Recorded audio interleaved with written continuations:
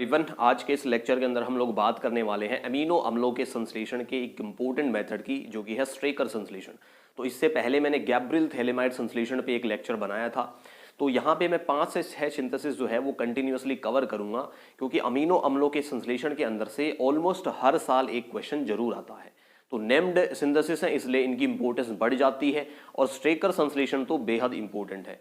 तो अगर आप बीएससी पार्ट 3rd के स्टूडेंट हैं या कहीं पर भी एमिनो एसिड का पार्ट मेंशन है और वहाँ पे आपको सिंथेसिस मेथड भी दिए हुए हैं, तो आप मान के चलिए यहाँ से क्वेश्चन आने की पॉसिबिलिटी बहुत ज़्यादा है। तो मैं डिटेल में सारी बातें यहाँ पे करूँगा। शुरुआत करते हैं। हमारे पास एक रिएक्शन होती है। रिएक्शन क्या होगी? देखो, एक तो NH4Cl होता है हमारे पास। इसको हम क्या कहते हैं? इसको हम कहते हैं अमोनियम क्लोराइड।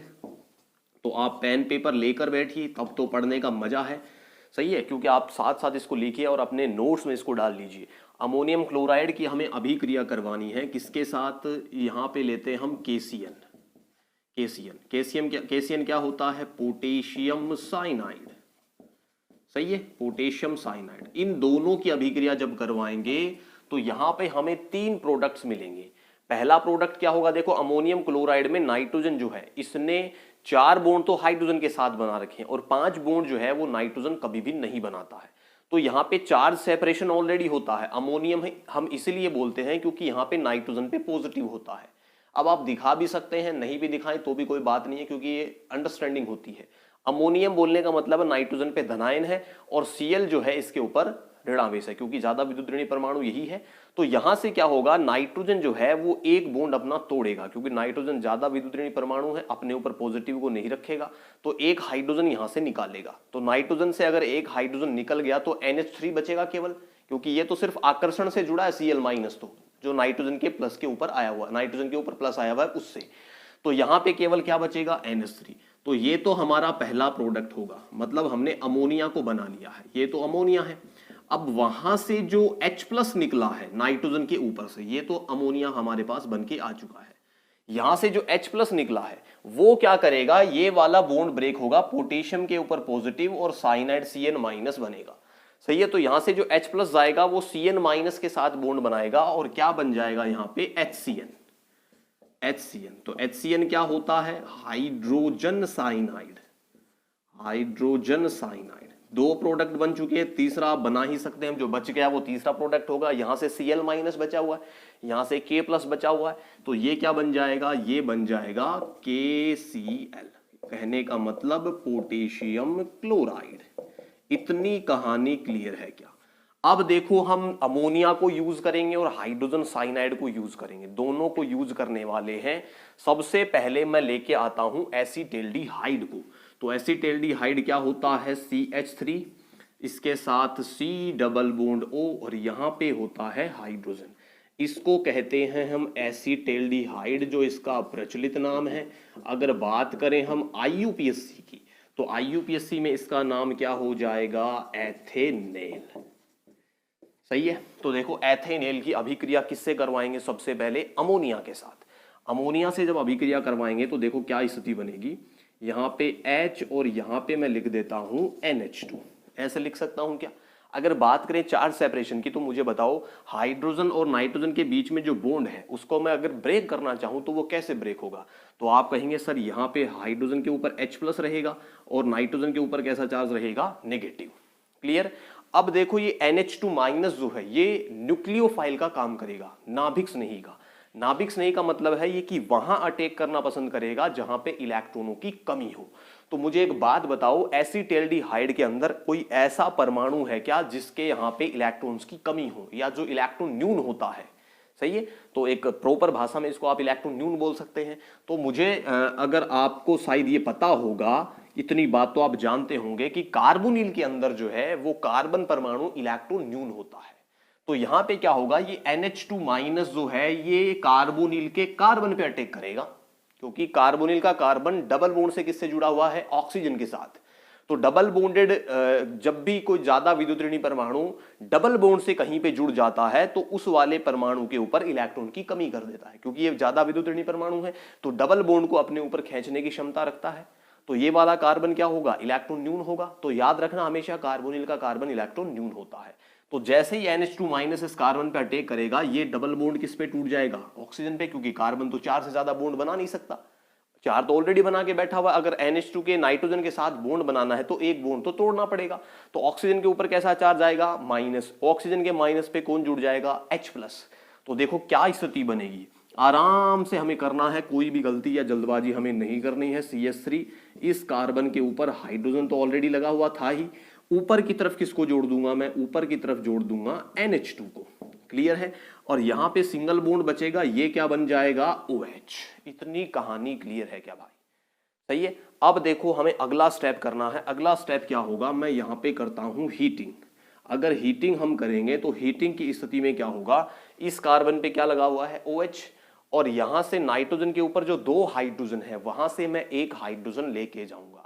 तो देखो कैसे लिखेंगे इसको, मैं ऐसे लिख दूं क्या समझाने के लिए? NH और H। क्लियर? यहां से क्या एलिमिनेट हो जाएगा? यहां से एलिमिनेट हो जाएगा H2O। तो बताइए मुझे क्या स्थिति बनेगी? यहां से चला गया H2O, मैं कर देता हूं यहां पे माइनस H2O। सही है। क्या बनेगा? देखो CH3 CH, कार्बन के ऊपर से OH गया है, और NH में NH के ऊपर से यहां से हाइड्रोजन गया है, तो कार्बन और नाइट्रोजन के बीच में क्या बन जाएगा? Double bond. क्योंकि ये जो हाइड्रोजन निकला ये कहां से निकला है? नाइट्रोजन के ऊपर से ही निकला है, तो कार्बन और नाइट्रोजन के बीच में डबल बॉन्ड। क्या स्थिति बनेगी? देखो CH3, यहां पे CH, और डबल बॉन्ड से क्या बन जाएगा? NH। सही है। अब देखो जो प्रोडक्ट हमारा बना है, इस प्रोडक्ट का नाम है एल्डइमीन। ये जरूर आप लिख लें, ये जो प्रोडक्ट है बेहद इंपॉर्टेंट है। एल्डइमीन। एल्डइमीन का मतलब है, देखो एल्डिहाइड हमारे पास था, एल्डिहाइड का फंक्शनल ग्रुप था, उसके साथ हमने क्या बना दिया है? एमिनो समूह अटैच कर दिया है। लेकिन एमिनो समूह जो है वो डबल बॉन्ड से जुड़ा है, तो हमने एल्डिहाइड से एल्ड लिया है, और एमीन जो है वो डबल बॉन्ड से जुड़ा है। तो आपको पता है डबल बॉन्ड का क्रियात्मक समूह क्या होता है? ईन। तो हमने एमीन की जगह क्या यूज किया है? इमीन। तो एल्डइमीन इसको कहा जाता है। अगला स्टेप समझो भाई, बेहद इंपॉर्टेंट है। अगले स्टेप में क्या होगा? हमारे पास एक HCN भी बना हुआ है। तो HCN में लेके आता हूं, ये मैंने एरो के ऊपर लिख दिया है HCN में हाइड्रोजन के ऊपर कैसा चार्ज रहेगा? पॉजिटिव चार्ज रहेगा क्या? और Cn माइनस रहेगा क्या? सही है। तो यहां पर भी फिर से क्या होगा? नाभिक स्नेही आक्रमण होगा। अब नाभिक स्नेही आक्रमण कैसा होगा मुझे बताओ? क्या फिर से डबल बॉन्ड से यहां पे नाइट्रोजन जुड़ा है क्या कार्बन के साथ? देखो यहां पे डबल बॉन्ड से नाइट्रोजन जुड़ा है, इसका मतलब यह है कि नाइट्रोजन जिस एटम से डबल बॉन्ड से जुड़ा हुआ है वहां पे इलेक्ट्रॉन्स की कमी कर देगा। तो ये Cn माइनस का अटैक पहले कहां होगा? इस कार्बन के केंद्र पे होगा क्या?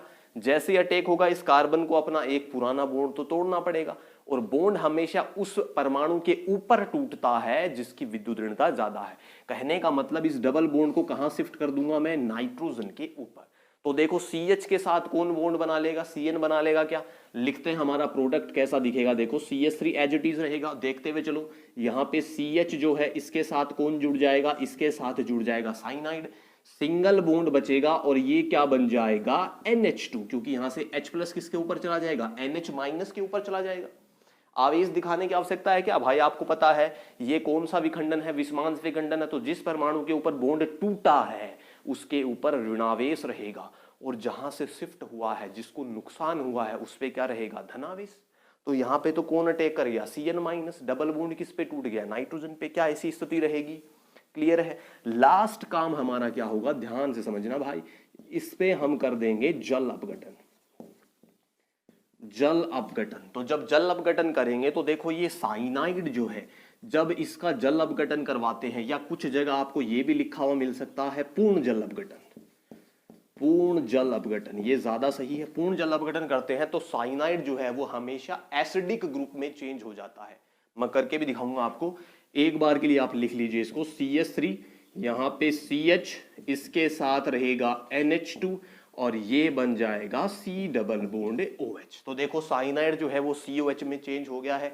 इसका आप जल्दी से स्क्रीनशॉट लीजिए, फिर मैं जो है इसको दिखाता हूं आपको कि ये कैसे जो है COH में चेंज होता है। ये हमारा एमिनो अम्ल तैयार हो चुका है, क्योंकि हमें एमिनो अम्ल ही बनाना है। एमिनो अम्ल, और इसका नाम है एलानीन। एलानीन। अब देखो मैं आपको दिखाता हूं कि ये कैसे चेंज होता है COH में। इसको जल्दी से आप लिखो, पेन पेपर लेके बैठा करो भाई, लिखा करो, वो ज्यादा बढ़िया रहता है। तो देखो यहां पे मैं समझाता हूं आपको कि ये कैसे होता है चेंज। क्लियर? तो देखो इसको हटा देता हूं, मैं इसको हटा देता हूं। यहां देखो बढ़िया तरीके से एक एक चीज हमें सीखनी है, यहां पे रटना नहीं है, कुछ भी समझ के जाना है यहां से। क्लियर है? देखो भाई हमें CN को चेंज करना, तो मैं साइनाइड को ऐसे लिख दूं क्या आपको अगर दिक्कत नहीं हो तो? साइनाइड ऐसे लिखा जाता है क्या? इसका हमें करवाना है जल अपघटन। पूर्ण जल अपघटन का मतलब है कि एक्सेस में पानी है आपके पास। ये पूर्ण जल अपघटन का मतलब एक्सेस में बहुत ज्यादा पानी आपके पास है। तो कैसे यूज करेंगे? देखो प्लस करके मैं यहां पे लिख देता हूं H और OH, बिल्कुल आसान भाषा में। यहां पे H प्लस और OH माइनस लिख दूं क्या? कोई दिक्कत नहीं है, लिख सकता हूं। ये ट्रिपल बॉन्ड जो है ये किस पे शिफ्ट होगा? जिसकी विद्युत ऋणता ज्यादा होगी उसी पे जाएगा। तो यहां से नाइट्रोजन पे माइनस बनेगा और यहां कार्बन पे प्लस बनेगा। अगर मैं HOH को जोड़ूं तो क्या स्थिति बन जाएगी? देखो कार्बन यहां पे OH आ जाएगा क्या? डबल बॉन्ड बचेगा क्या? ये क्या बन जाएगा? NH। इतनी कहानी क्लियर है? मैंने कहा पूर्ण जल अपघटन में पानी की कोई कमी नहीं है। फिर से किसको लेके आ जाऊंगा? HOH को। यहां से ब्रेक करूंगा प्लस और OH माइनस। ये OH माइनस किसके ऊपर जाएगा? फिर से कार्बन के ऊपर। ये H प्लस किस पे जाएगा? NH माइनस के ऊपर, क्योंकि डबल बॉन्ड किस पे जाएगा? NH के ऊपर। जैसे ही OH माइनस अटैक करेगा कार्बन के ऊपर, डबल बॉन्ड किस पे चला जाएगा? नाइट्रोजन पे। क्या स्थिति बनेगी? देखो ये कार्बन, इसके ऊपर एक OH तो पहले से लगा था क्या? एक OH और आ गया क्या? सिंगल बॉन्ड से ये क्या बच जाएगा? NH2। क्लियर है? दिख रहा है आपको? देखो एक स्टेप और करता हूं मैं, इसको यहां से हटा देता हूं, लिख लिया होगा आपने। अब क्या होगा? इसमें होगी चलाव्यवता।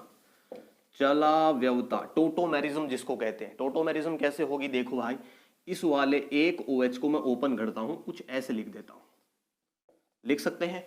इस ऑक्सीजन हाइड्रोजन बॉन्ड के दोनों इलेक्ट्रॉन को अगर मैं कार्बन ऑक्सीजन के बीच में शिफ्ट कर दूं, तो मैं कह सकता हूं कि दो इलेक्ट्रॉन अगर मैं शिफ्ट कर रहा हूं तो कार्बन और ऑक्सीजन के बीच में एक बॉन्ड और बनेगा क्या?